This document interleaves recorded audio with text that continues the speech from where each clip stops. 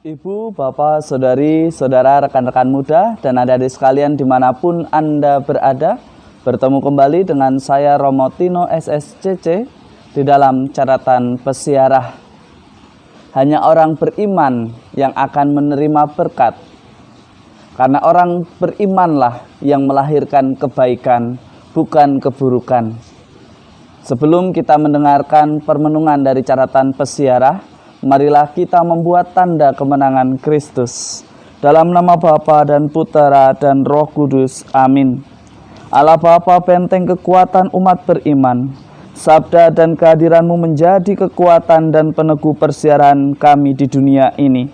Jauhkanlah kami dari segala godaan dosa yang menghambat pertumbuhan iman kami pada Kristus. Dan dampingilah kami di dalam persiaran hidup kami, sehingga kami benar-benar mengikuti apa yang kami imani.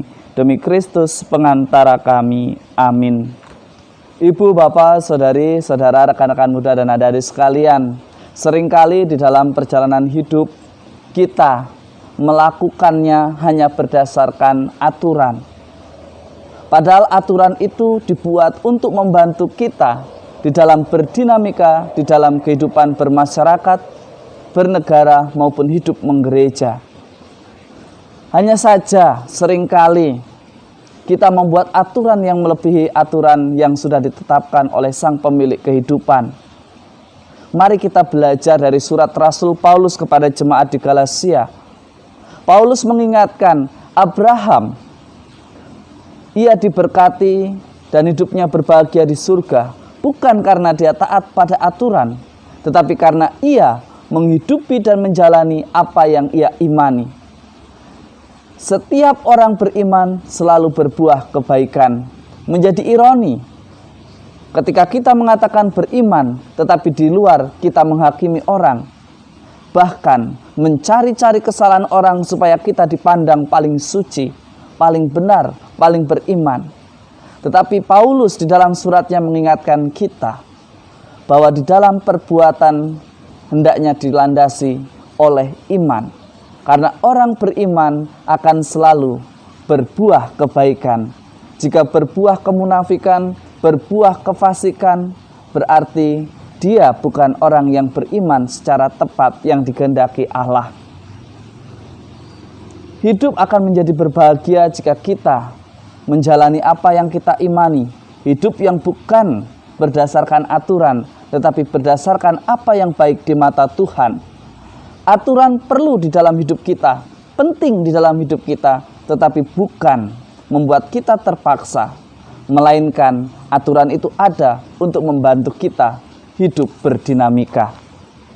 Di dalam Injil hari ini pun sangat menarik, ketika orang-orang Farisi, orang-orang yang tidak suka atau tidak senang dengan Tuhan kita Yesus Kristus, bahkan menuduh yang enggak-enggak seolah-olah ia adalah orang beriman. Seringkali kita pun memiliki negatif thinking yang berlebihan. Akhirnya kita pun dengan mudah menghakimi orang ketika jalannya berbeda. Kita sudah mengatakan ini jalan yang sesat, ini adalah bid'ah, ini adalah ini dan itu.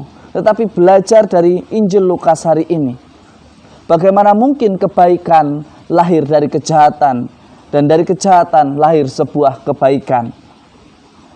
Ibu, bapak, saudari, saudara, rekan-rekan muda dan adik-adik sekalian, Allah Bapa memberi kuasa kepada putranya Tuhan kita Yesus Kristus, dan dari kuasanya lah ia mengusir Beelzebul, mengusir setan. Bagaimana mungkin dia menggunakan kuasa yang jahat juga untuk mengusir kejahatan? Terkadang kita mesti belajar. Sebagai orang beriman, kita mesti bijaksana. Jangan kita menjadi pribadi yang mudah termakan hoaks, karena seolah-olah itu adalah yang paling benar, padahal salah. Atau padahal kita belum mengetahui sepenuhnya apa yang menjadi misteri Allah di dalam hidup kita. Allah penuh misteri.